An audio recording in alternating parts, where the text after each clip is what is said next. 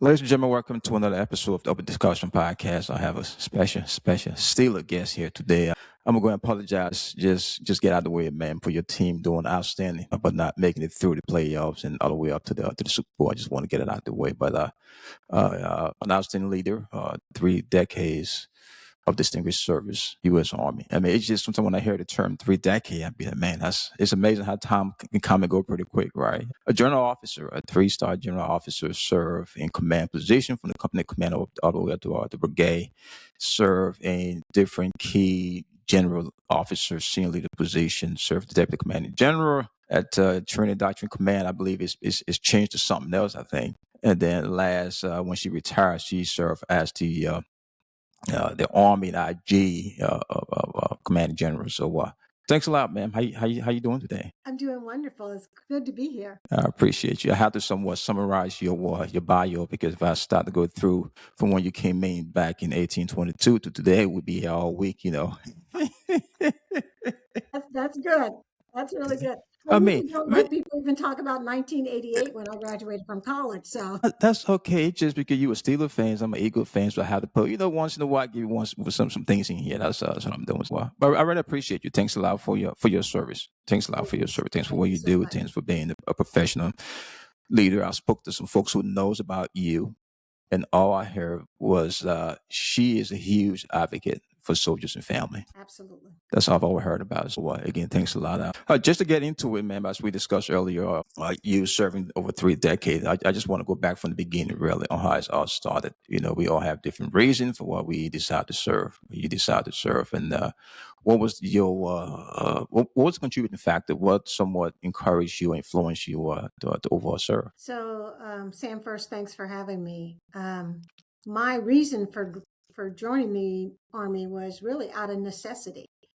I came from a single parent home.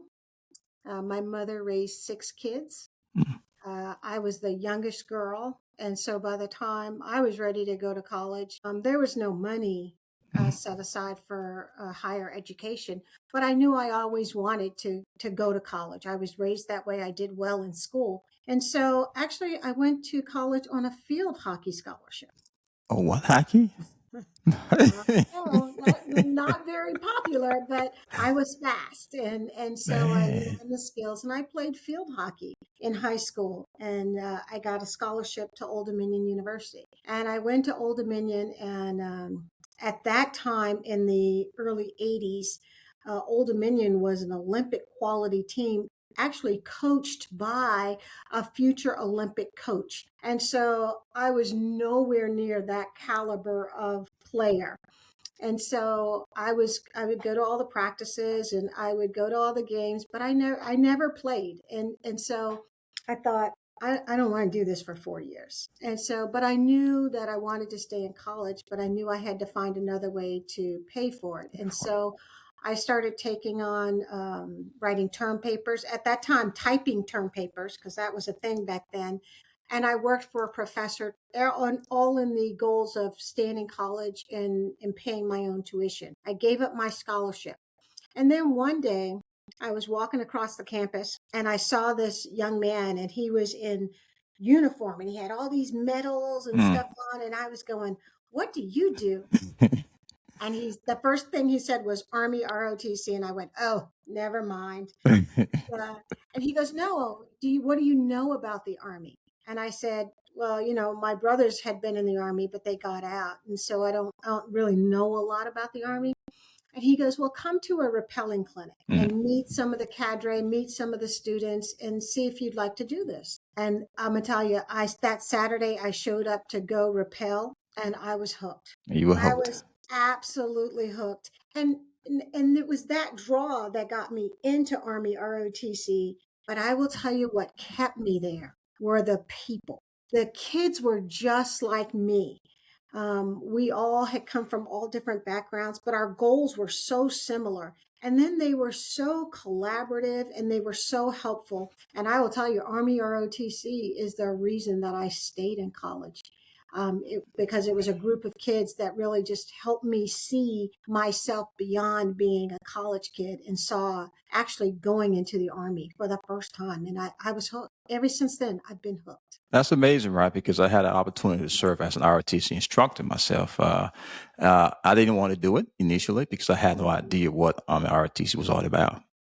Because I just came back from a 15 months deployment. I wanted to become an OC over JRTC because I believe that's what would have been best for me.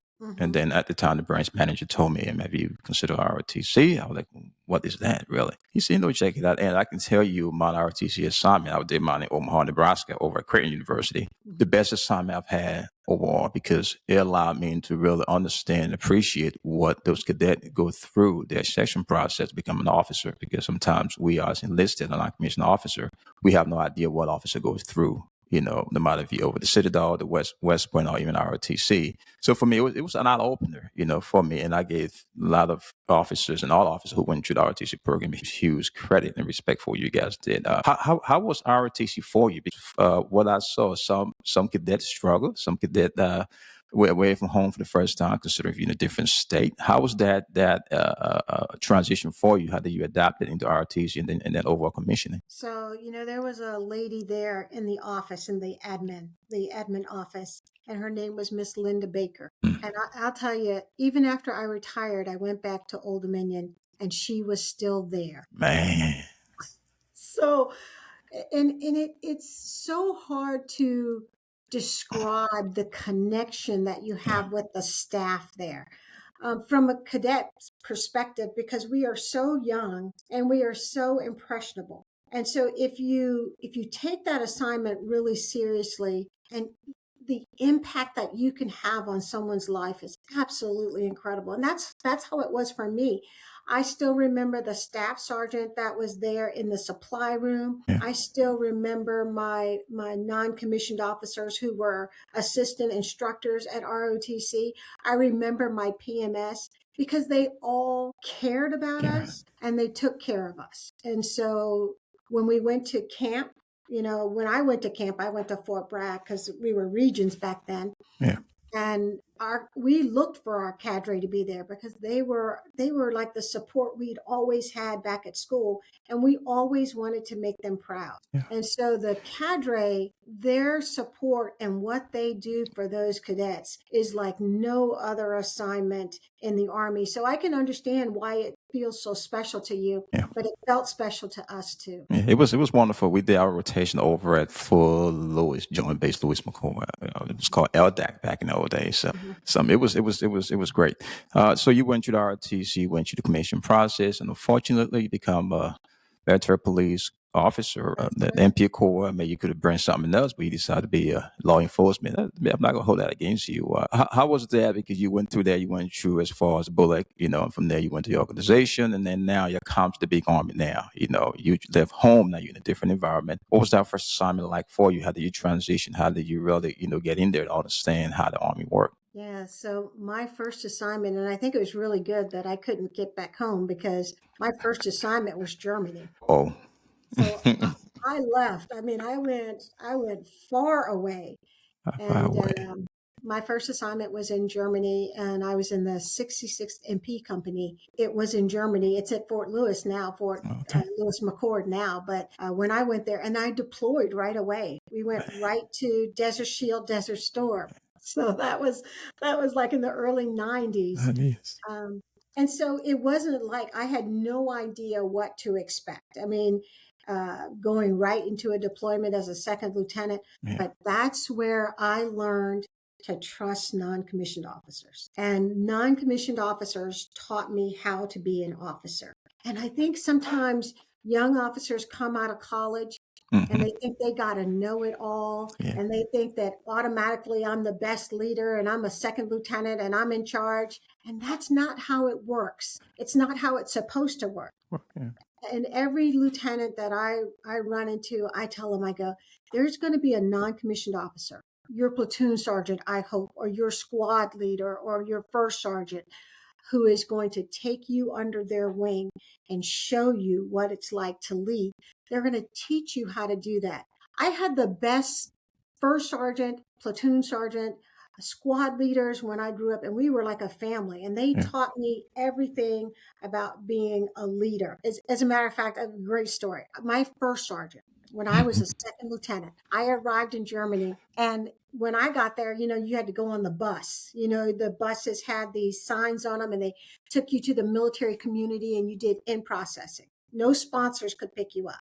And so this young specialist put me on a bus to K-Town, even Ooh. though my package had Karlsruhe on it. And so I went outside and he said, no, K-Town is short for Karlsruhe. Okay. So I got on the bus and I got to K-Town, and they said, oh no, you're in the wrong place. You're like 2 hours out of the way. And I said, well, the guy at the replacement detachment told me that K-Town was short for Karlsruhe. And they all laughed. Laugh. It's like 5 o'clock in the morning. I'm in class A's. I am exhausted, right? Oh man. So I call my unit. I'm the second lieutenant. I don't know where I am. It's like it's all a joke. And so my squad leader and my platoon sergeant drive from Yeah. Karlsruhe to K-Town to Yeah. pick me up. And I get back up to Karlsruhe, and the first sergeant's waiting. And he's screaming and yelling, and he's smoking. He's got this cigar stuck in the side of his mouth. This is the 80s, okay? And he's like, where's that lieutenant? And, when I walk in, I'm like, I was on the wrong bus. And that's how it all began. But my first sergeant was the one that took me back to Frankfurt at the time. And he taught me, like, for 3 weeks in a row, he would just like get in my face and yell at me. He goes, LT, I'm going to teach you how to chew ass. And so he drove me in his POV back up Man. to Frankfurt. We found that specialist, and he just stood behind me as I got to What? chew his ass. That's the first arm for you right there. That's the first arm for you. That was my introduction to NCOs. That, okay, things happen and some Yeah. things can go wrong, but I'm going to show you how to address this. Address I'm going it. to show you how. And then from the rest of my career on, I always trusted NCOs, and NCOs have never failed. They have never failed. That's amazing, right? Because I would tell you, every good non-commissioned officer would tell you that the impact officers have on themselves. Mhm. Because for some reason, you show up to an organization, the perception here from an NCO standpoint, second lieutenant, well, he or she have no clue what's going on. Oh, they lost, whatever. But there's certain skills you guys bring along with you. And I have to learn myself as I was going through the transition process, because I had, as a new E7 platoon leader who I stayed where I still talk to him to today, because we had a very unique relationship that all the officers had along the way. And we have to fully understand that relationship is very, very, very, very unique. No matter what, it's very, very, even at the senior level. I mean, you can attest to that. Yes. I just want to transition up to some of your command position. For me, I do believe at the company level, a lot of things happen, right? Because that's a direct level. A lot of things happen. You as a leader, that's where you have a chance to really see your soldiers on a daily basis. Because once you start being a figure officer, you detach to some extent. How was command for you, and did you believe to some extent, as a platoon leader, as a young lieutenant, first, second lieutenant, what you believe prepare you to be an effective company commander, if anything? Well, absolutely. When I walked into my first unit, the senior lieutenant handed me like all of these like 4-inch binders. And I said, Old what are school all of paper these? stuff. Yeah. I said, what is this? He goes, these are all your additional duties. Oh. So I was the motor pool officer. I was the dining facility officer. I was the supply officer. And Jeez. so all I did was read regulations and actually operate. I did very little as a lieutenant before we deployed in my actual platoon office. Mm, My platoon sergeant said, ma'am, I got the I got you. day-to-day stuff. Right? He goes, you go learn your additional duties. And I guarantee you, if you hear something from the company commander about our platoon that I haven't told you, then you can come and spend every day in this office. And I never did. I was a very fortunate lieutenant because I was a platoon leader for 3 years. Yes, for 3 years. And lieutenants barely get 18 months 18 now, months or now, 12 yeah. months. And I tiring. was for 3 years, I was a platoon leader, and I moved up to be the executive officer in the same company. I didn't rotate, I was overseas, and I learned all of those additional duties. And I will tell you, 525 13, supply operation, I knew that regulation backwards and forwards because that's what I spent my time doing. We won the Conley Award when I was a lieutenant because I knew dining facility operations. But none of that would have been possible without that NCO back there going, okay, ma'am, what does the regulation say? What does Yeah. the regulation say? So I think it primed me for company command and success later on, as a matter of fact, too. I've always followed the regulation. That's pretty cool. That's real cool. The Army is a big organization, right? We have different branches, different MOSs, but we all believe that our branch or our MOS is the best. We Yeah, just that biased. What do you think make the military police corps so unique? I mean, I think it is the oldest branch. I believe that's what it is, if I'm not it mistaken. is. Friends of mine keep someone remind me about it. What make it so unique compared to other branches, in your own opinion? Well, the military police corps is not unlike a lot of other branches, but it just, number one, I was a criminal justice major, so Oh, okay. it spoke to me. But it also had you do some of the most interesting things in the military police corps. You have a little bit of the tactical mission, so you get, we have our tactical mission as well. So we had that. So if you liked going to the field, you like doing that stuff, that was fine too. You could do that. But the other stuff, like we have corrections. I mean, what other branch in the Army has a Title 10 mission Yeah. where you can detain personnel, where you enforce the very laws that make our communities safe? And so it really was the policing aspect that I loved. And I loved the investigations piece of it. And so our stuff was just more people focused, I thought, people and specifically taking care of families on our military Yeah. installations. And I just love that mission. That's amazing. I usually tell folks as a CNI commissioned officer or CNI officer, if you go to any organization, any installation, one of the first folks you want to talk to, for me, as far as a CNI sergeant major, is that make contact with that installation provost marshal sergeant major. Mm-hmm. Because what's going to happen, right? So you're just going to get in trouble. Things going to happen. You know who you want to be friends with. For me, I was friends with all my guys that I work with on different installations that I stay keep in contact with. So that it gives me full context in terms of what the military police code does and just appreciating what you guys did, really. I would like to talk about a command climate because something that I'm very, very fascinated about. I love, organizational culture. How does that work? As you came through the ranks for different positions, different assignment, things changes because just based on level of responsibility, the organization you assigned to, the installation itself. How would you describe the organization culture from the battalion, the corps, and division level side to where, from your perspective, where you believe that we'll create a real good, proactive, or inclusive organizational culture? Well, you said the word I was going to use is inclusive. I think the best organizations, and so, leaving my last position as the Inspector General of the Army, one of the things that we always assessed was climate. And usually, if there were challenges in an organization, we could look at the climate and find out kind of what the root cause was of those challenges in the unit. And so, units that were inclusive, where people felt like they actually belonged, where they thought that leaders actually cared about Yes. them, had fewer challenges than those units where leaders were more inclined to be have their own personal aspirations for success.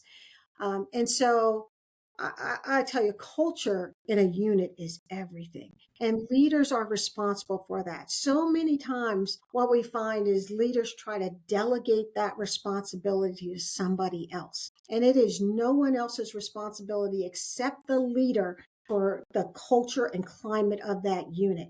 So I used to tell myself when I would get out of my car in the morning, everybody's looking at you. So whether, I'm late because something happened at home and I just couldn't get out of the house in time, um, I leave that in the car. And when I walk in the building, it's a good morning to everybody. They're going to see a smile.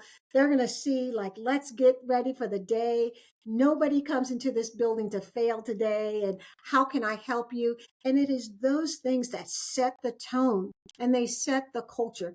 Now, every leader, including myself, we don't have good days every single day. There are things that happen, but if you are by nature an inclusive, positive leader, when you have those bad days, people aren't ready to run to the IG because you had a bad day. That's not toxic.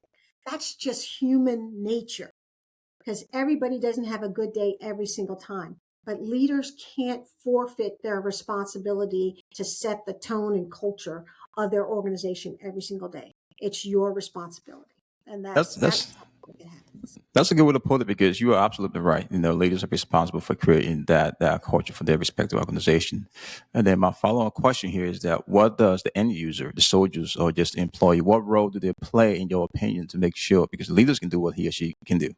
By the end of the day, the organization run because people within the organization, create that organization. What role you think that folks who are in that organization, no matter if you're in the public sector or private sector, the military, the end user, what role should they play to make sure that culture is suitable for everybody else? And what are some things you believe that can contribute to a toxic culture or command climate? Yeah.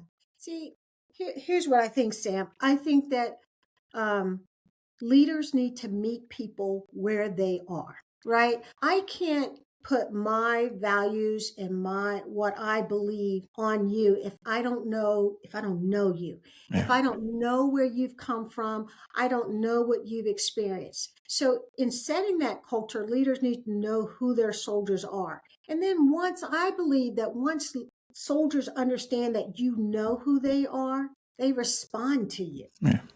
It's when you're not genuine. It's when they know you don't care, that soldiers don't respond to your leadership. But I've never had an opportunity to sit and talk to a soldier and a soldier not respond back to me. Yeah. So they just have a responsibility, number one, to know their job, to do their job to the best of their ability, and to be a member of a team. But the big thing for a leader is the leader has to have the wherewithal to make them want to be a part of that team. You see what I mean? Yeah, yeah, absolutely, absolutely. I wanted to move fast forward here to one position that you serve in that I really appreciate. The organization doesn't exist anymore. Of course, the Army Training Doctrine Command. I think it changed to something else. And you served as the Deputy Commanding General for the organization, if I'm not mistaken, right? I served as the Deputy Commanding General for Recruiting Command. Recruiting Command. Got you. Recruiting is one of the most important element of all service branches, right? We have to recruit the right folks, right place, at the right time. While serving in that role, what are some things that you saw and you was somewhat like throw it back, like, oh, Jesus Christ, we've been doing something pretty wrong? And what are some initiatives, if you can recall, that you participated in that you believe have placed our army on the right path to success in the future, you think? I loved Recruiting Command. It was my first general officer assignment. And so when I went to Recruiting Command, at first I was like, what is this? I was interested in learning everything about how you assess, how you turn civilians into military people. I was absolutely obsessed with it. And so I studied how that process goes. I went through the recruiting school. I earned my recruiting badge. And then I used some of those skills to actually talk to young people. Recruiting Command was one of the best assignments, because if you want to get out and introduce your Army to the public, that is the job where you do it. And so I got so much time to do that. And I'm talking to young people about how great the Army is, and especially young women, and so there's so many myths out there that young women believe surround women who serve in the Army. And so being able to debunk some of those. So I went back to General Snow, who was my commanding general at the time. And I said, sir, we've got to do something about what women think the Army is. Like, they think it's this this grunt work, and you're always going to be in the dirt, and you're always going to be dirty, and you're always going to go to the field, and you can't have a family. And I said, we need to get out and do that. And so he says, well, what do you think? And so I put together a female recruiting team. Mm. And it was just like an engagement team, like you see over in Afghanistan The or female Iraq. engagement team and stuff. Yeah. Mm-hmm. And so we put together one of those teams. We gave them public affairs training. And then we went out to the field. We traveled the entire world telling our story. And the biggest thing we got to do was we went to Essence in New Orleans. Yeah. And we went to Essence and we did an Army fashion show. We highlighted every uniform that you wear in the Army, and we had a narrator who talked about when you wear it and what purpose you wear that uniform for, all the way from PT uniform up to I was in dress mess. And it was fabulous. And we would walk off the stage together, and there'd be a line of women that would just follow us to a back to Fascinated about it. Yeah. It was so much fun. And they were just so curious about what the Army does and what women do in the Army. And so then you leave it to the recruiters who can tell that story better than anybody else. I have so much respect for Army recruiters because of what they do every single day. If you can imagine how many times people slam the door in their face or tell them no or hang up on them. I mean, it takes a real love of your service to be an Army recruiter. So my hats are still off to them. Yeah, you were absolutely right. I have a huge respect for recruiter because coming up, a recruiting duty for some of us was considered as a death sentence for some reason. Just how it was structured back in the day. You have to recruit this amount of people. You have a quota to meet, and it was not attractive at all. But I think things have changed now to where it's a little bit different. I believe the recruiting process is based on a station number now. It's not an individual number now. So I believe if you can correct me if I'm wrong. I think it has gone back to an individual mission. But I think it's done differently. I've been away from it for a little while, but I still have some contact with some of the female recruiters that were on our recruiting, our engagement team. And so, but it's also different because I think it's honed in on the skill set that each recruiter really has. Like some recruiters were really good in putting the packages together, doing the administrative stuff. Some were really good at making those cold calls or phone calls or doing, but everybody has the mission and every station feels the obligation to recruit the future of the Army. Yeah, it is a tough task because you walk into somebody trying to explain to them the military. Because for my situation, it was a little bit different. Yeah, went up to the recruiting station back in Trenton, New Jersey, and told the recruiter, "Hey, this is who I am. I want to join the military." It was pretty easy for him. So he didn't have to chase me, and he called me 4 or 5 times a day. But you are absolutely right. I have a lot of huge respect for those recruiters. It is a tough task, a tough job to do. I want to talk about you being a general officer because a lot of folks don't know really what it is to be a general officer. It's just some special stuff that comes along with it. When you got selected, Billy, how was it when you got selected for a 1-star general? Because there's a very small percentage of the military personnel that gets selected to become a general officer. Very small amount. How was that for you? But really, I don't know if you can describe it. How was it really? It was really surreal. I'm one of those people that I get in a job and I just work, so I don't track lists. I don't follow lists. And so, my boss calls me in. I was actually in the Inspector General Agency as an 06. I was a division chief for investigations, and my boss calls me up. Pete Bangel was my boss at the time, and he calls me in his office, and I thought, oh, I'm gonna get it again. What did I do again? What's going on now, right? Yeah. And he calls me in, and he shuts the door. Me and Joel Tyler, who was the XO, and he shuts the door, and I'm thinking, oh my gosh, this is bad. And he goes, congratulations. He goes, I just wanted to be the first one to congratulate both of you for being selected, for being on the list. And Joel and I both looked at each other and we go, what list? What list? The what list? And so it's a little surreal. You think, what? And you go, okay. And I think it takes a little bit of time to kind of go, okay, I've made it past that very critical point. And I'm going to stay in the Army even longer. And then it goes from who me to why not me? And so there's a real hurdle. There's really some part of you that transforms when you become a general officer. And it's not an ego thing. It's a necessary transformation because you stay a colonel promotable for a while. And so one of the things that happens is all of your friends who are colonels know that you're a little different.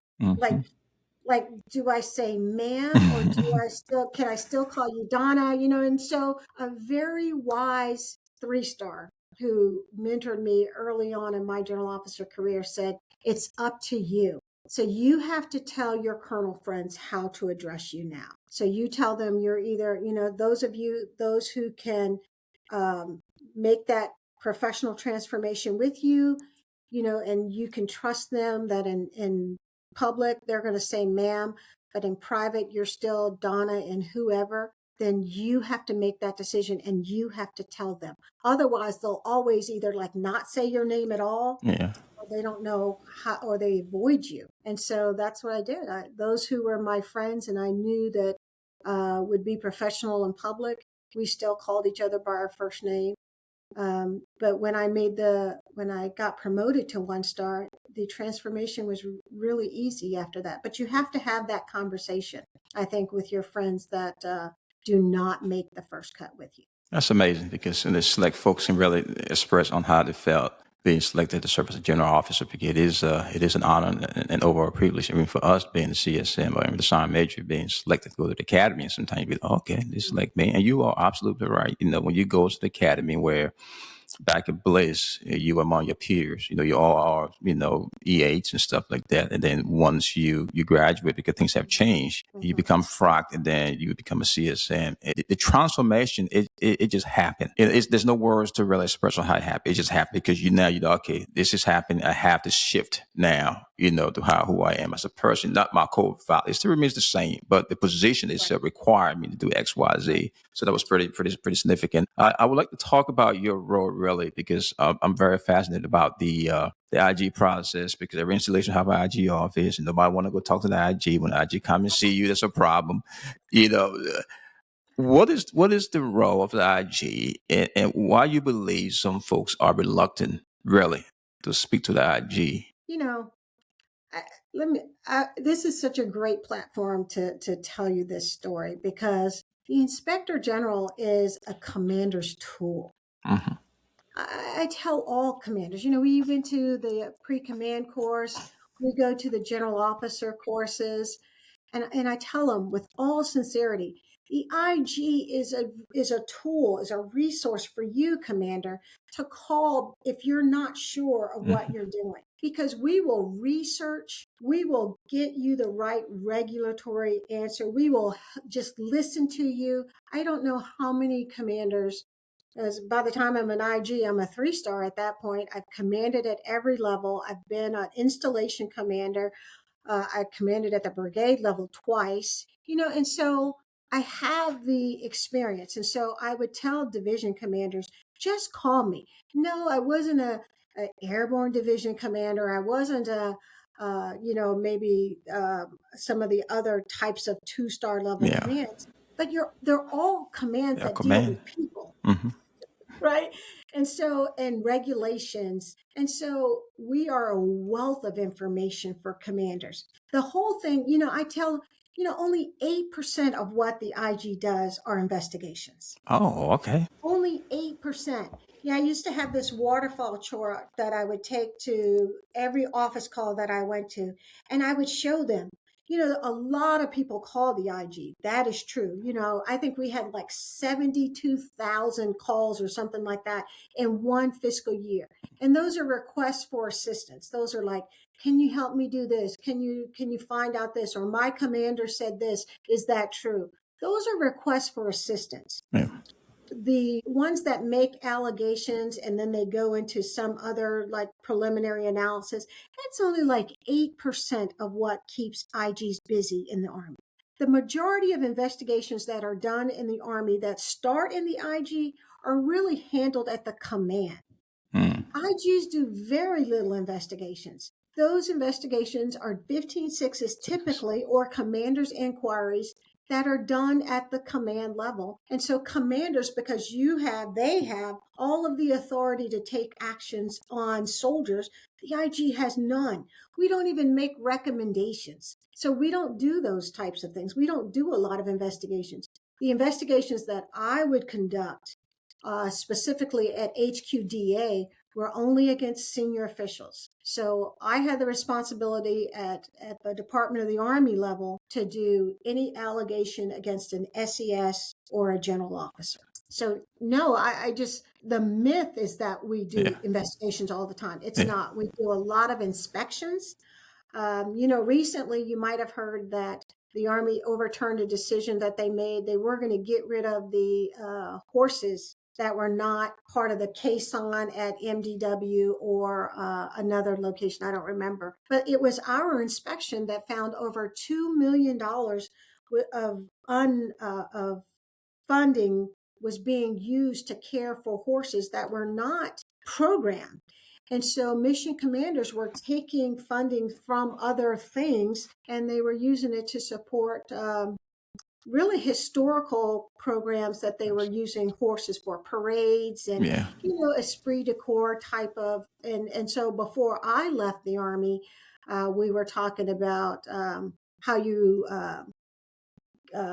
give those horses to vetted persons in the community, and they were going to get rid of the horse programs at some of the other installations. But I recently saw in Task and Purpose that decision overturned.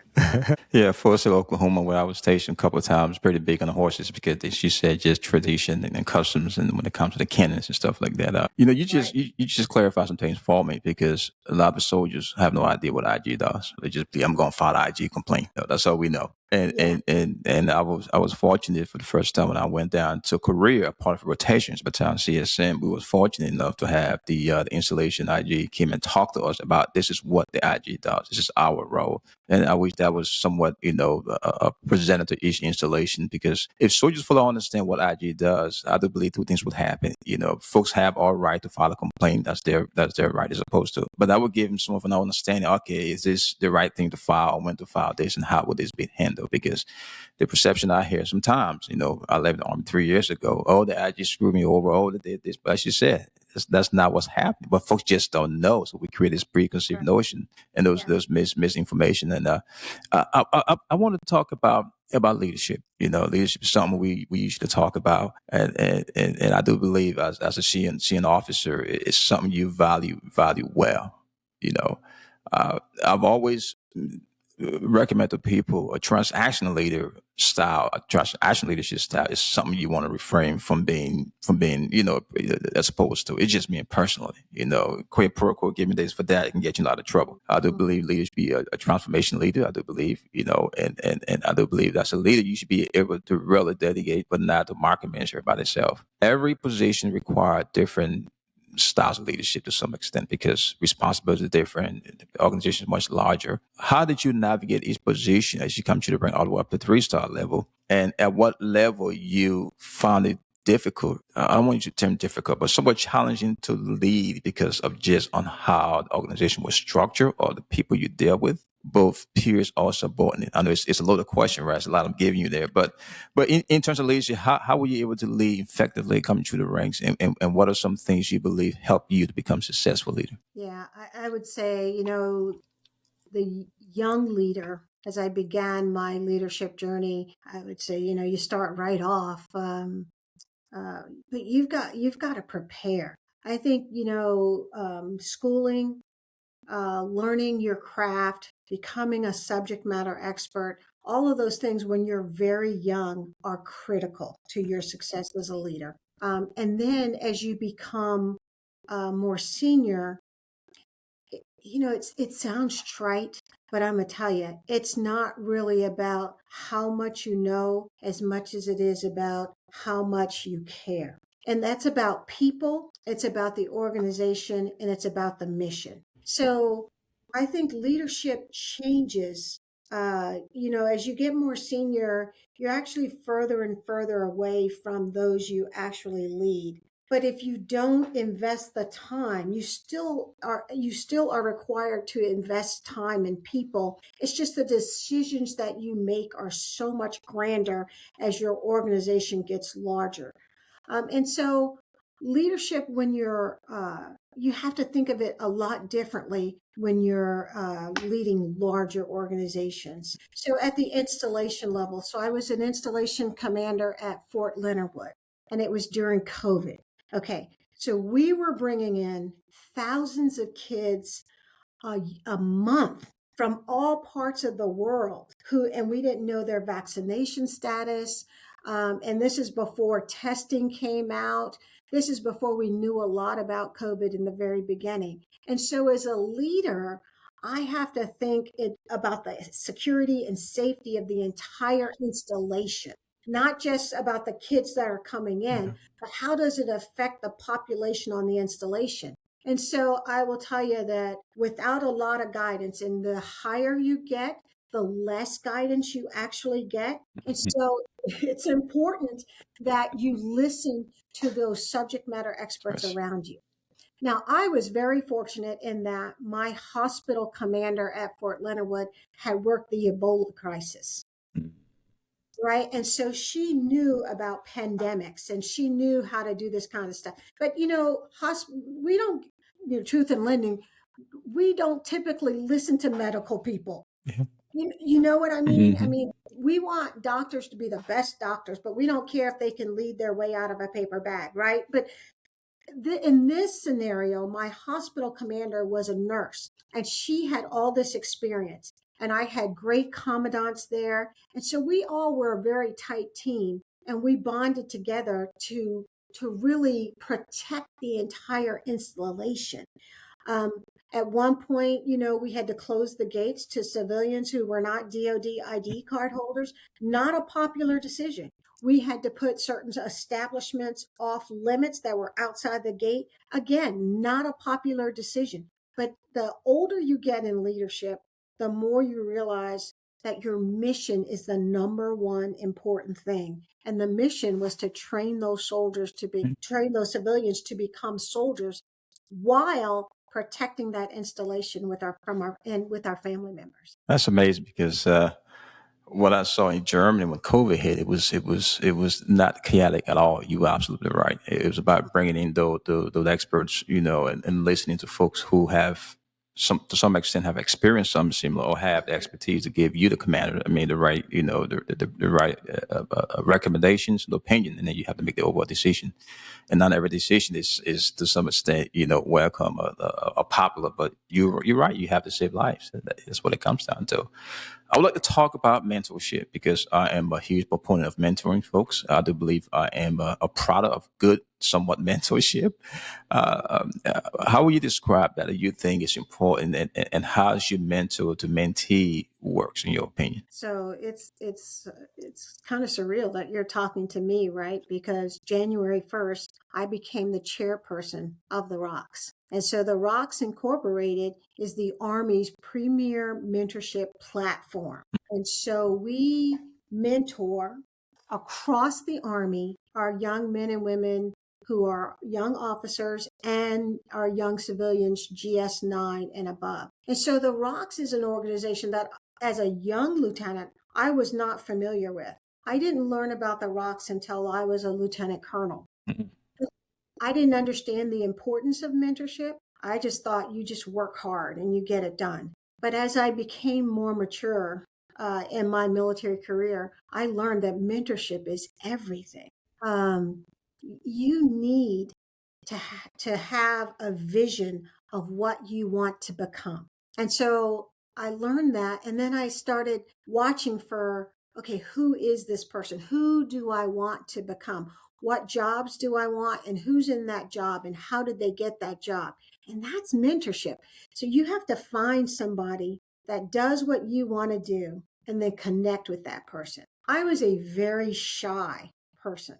You? I, I yes, I was a very shy person, and so I didn't reach out to people. I waited for somebody to recognize me and then kind of pull me in. But I knew at this point, after my introduction to the rocks, I knew I had to find somebody because that's how I was going to stay in the Army. And I found an O6, and every level is different. Like as a 3-star, I'm not going to mentor a first lieutenant, right? Number one, I don't even remember what they're going through right now, right? So it's important that you find someone who is close. So as a lieutenant colonel, I found a O6 who was doing the job that I eventually did as an O6. And I asked about that job. I asked about, what school she went to. And I became that. And then I changed my goal. Now I never dreamed to be a 3-star. Never ever. But I met, and I know one of your questions, you're like, who are your mentors? I met Gwen Bingham when I was a 2-star. And I will tell you, she to me was what right looked like. Mm. I mean, she was poised when she had a presence when she walked into a room. There was this smile that people just walked up to her. And I said, I want to do that. How do you do that? But when she was at the table, I've sat in meetings with her when she spoke. People listened. She knew what she was talking about. She was an expert in her profession. And I said, that's what I want to be. Now, did I ever think I'd be a 3-star? No. But I knew what it looked like to be a 3-star. And so many times I think women specifically need to see what they want to become. And that's how you do it. And that's why mentorship is important. And so I feel a huge responsibility as the chairperson of the Rocks now to reach down and get the next generation of female leaders, not just females, but the next generation of leaders who are going to take their rightful place, because I've left. And so now it's time to see those leaders become everything that they can. And so that's our responsibility. And that's what we're going to do in the Rocks. You said something that is very, very profound, right? You said you have to have a vision of what or who you want to be. Mhm. That is. I got to write that down somewhere because I never look at it from that perspective. What would you say to a person who has no vision at all? Trying to figure things out, going through the brainstorming and the wall gaming, trying to figure which direction you want to go. What would be some recommendation you give to that young leader who said, "Man, I have no idea which direction I want to go. How can I build my vision for who I want to be?" Yeah, I would tell them that you're looking too far out.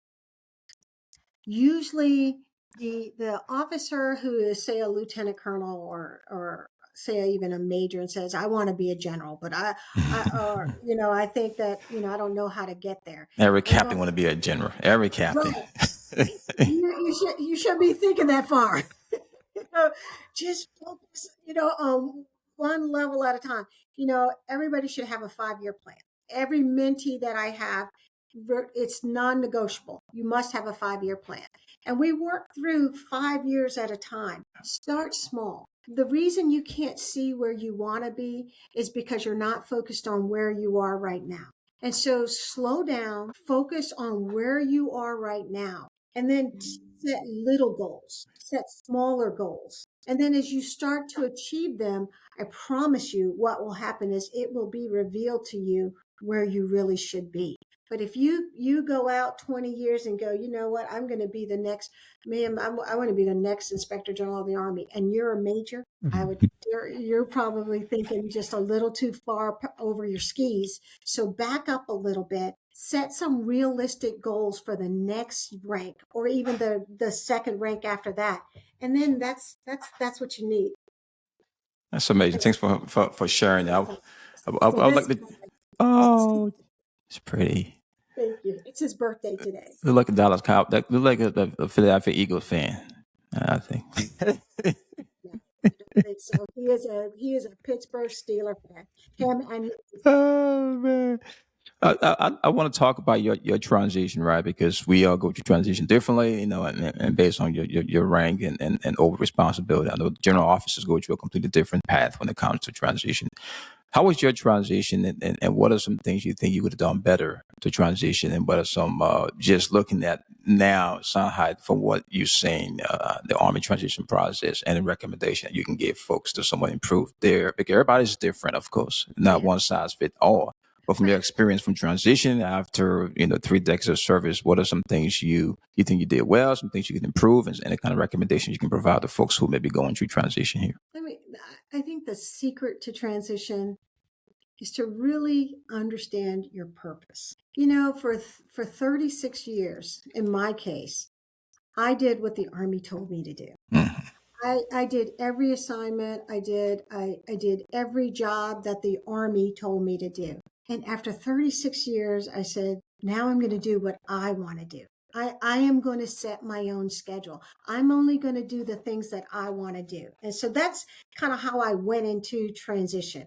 And then, and I'm watching LinkedIn and I'm watching, all of these great things that are happening to people. And I go, are you really don't want to do any of that? And I found more things that I didn't want to do than I found that I wanted to do. Mm. And so I had to find out, like, what are you passionate about? Like, what is it you want to do? And so the mentoring thing, giving back, serving veterans, I wanted to do all of that. And so I joined a couple of nonprofit boards. One of them was Wear Blue, Run to Remember. Yeah. And so I'm a board member of that. And then the chairperson of the Rocks, which is really a full-time job for me. But it's a nonprofit as well. And then I do a lot of dog obedience stuff. And I've always been fascinated. Mm. I thought one of the reasons I joined the military police corps was I wanted to have a working dog. I wanted to have a military working dog. I didn't know officers didn't get dogs. And so since we didn't, but I still have always had this love of animals, so specifically dogs. And so now I take all kinds of dog training classes. I have my own puppies. I am a full-time puppy mom. Um, but I am just really enjoying retirement. Time, yes. Our son is 30 years old. He's out of the house. He is on his own. He's in culinary school and he is a chef in Richmond. So he's about an hour and 15 minutes away. We bought our home 30 years. I mean, we've had our house for 30 years. Right. So I moved back to my house. We're doing some renovations that never end, but our house is paid for. So I don't have those kinds of bills. We invested well while we were in the military for 30 some years. So I don't need to work. And so I figured I'm going to do whatever I want to do. And that's what I've transitioned to do. I, I, I just don't want to go back to the world of somebody else's mission, Yeah. or don't want to work for anybody else. And I want to raise these puppies to be very obedient dogs. And eventually I'd love to get into a business model where I help train service animals that go to veterans with PTSD. That's That amazing. is the ultimate goal. That's amazing. We all have different purpose, right? You're absolutely right. You got to determine exactly what you want to do when you transition, because that can have a huge impact on just your psyche, your mental state, and everything else. Because Right. transition is can be very stressful if you have no plan. But if you have a plan, you put this plan into place, you do the research. I think you're going to be fine. Leadership is most trusted When it is inclusive. inclusive. That's amazing. Yeah. Trust is built when leaders does what, you think? When a leader cares, when a leader shows that they care, I think trust is automatic. And it's not caring about promotions and all those kinds of things, although those are important. It's when it's quiet. And this is a secret to leadership that I think that most leaders may not get. That when something crisis happens in a soldier's life, there's always the hubbub when it first happens, the investigation or whatever the response to it is. When a real leader matters is when it gets quiet. Like when all of that stuff stops, who still cares? That's when leadership matters. It's amazing. One myth about general officer. That we are high maintenance. I had to see a myth myself. Oh, these damn general officers, boy! I'm telling you, the special folks. It's not true for all of us. There are some that are high maintenance. And then my final question here is: the Army taught me what? The Army taught me that I am enough. That you can take a person that comes from any background, anywhere in the world, with any upbringing, give them discipline, teach them leadership, and they will walk away a whole different person. And so the Army taught me I am enough. I appreciate you, man. First, I was under the preconceived notions because you are a Pittsburgh Steelers fan. I'm an Eagles guy. This conversation was going to go south, but I'm going to make an exception of the Pittsburgh Steelers. Yeah, but I really appreciate you. I really appreciate you taking time out your schedule really to share your experiences and your life experiences and your leadership advice and counsel. As we wrap up here, considering I've hijacked you for the last hour, do you have any last message for folks who are currently serving, veterans, or folks who may serve in the future about your service? Let me tell you, I admire everybody who's serving their country. I want to thank you all for your service to our country. And I don't say that tongue in cheek. It is a very trying and challenging time right now. And I would just tell you all to hang in there. God bless you all, and thank you for what you do every single day. Appreciate you, ma'am. I appreciate you. It means a lot to me. And thank you for your service as well. And may God continue to bless you and your family, man. Thank you.